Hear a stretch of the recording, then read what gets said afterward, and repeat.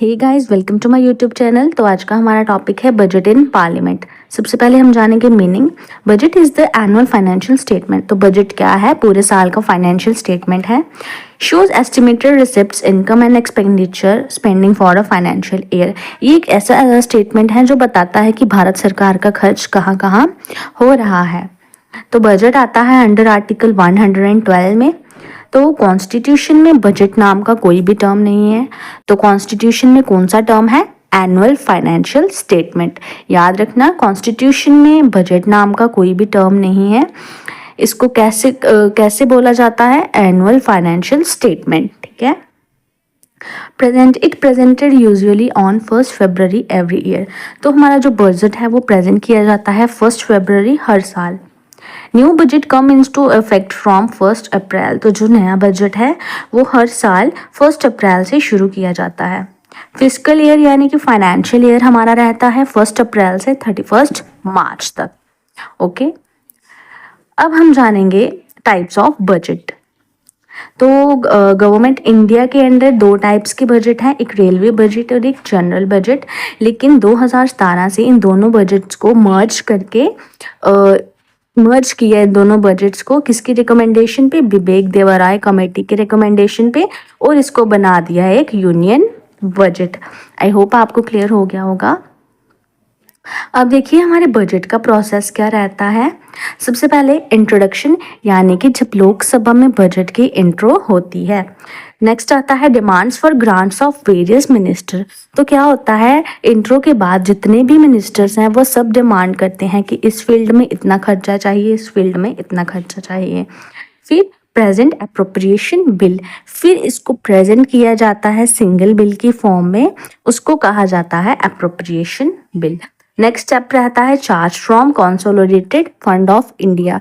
तो जो consolidated fund है इंडिया का, वहां से पैसा निकाला जाएगा। देन अप्रूवल, फिर अप्रूवल मिलता है कि इन मिनिस्टर्स को कि आपको इतना पैसा मिला है और आप इसको इस जगह पे यूज कर सकते हैं। आई होप आपको कोई प्रॉब्लम नहीं होगा।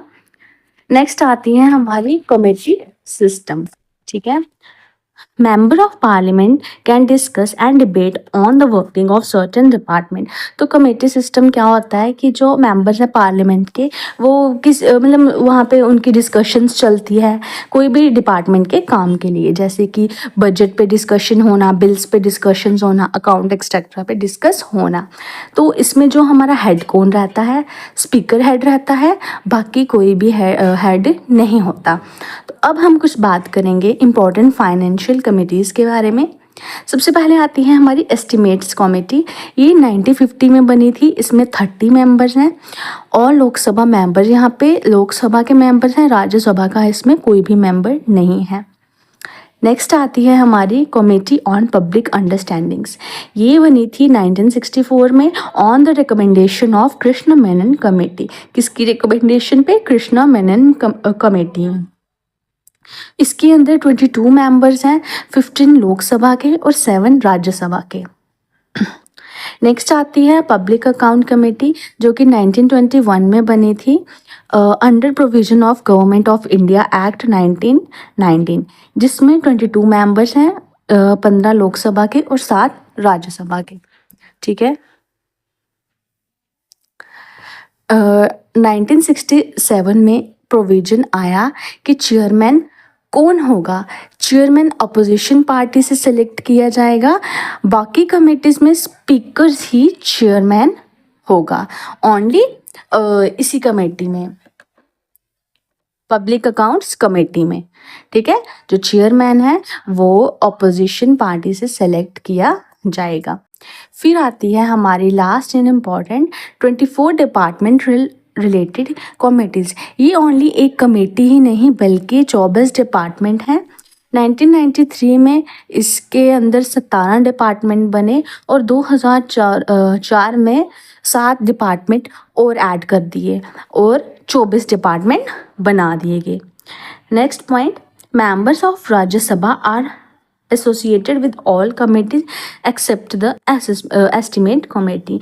जो राज्यसभा के मेंबर हैं वो हर एक कमेटी के साथ जुड़े हैं एक्सेप्ट एस्टिमेट कमेटी के। आई होप आपको क्लियर हो गया होगा। So thank you and best of luck.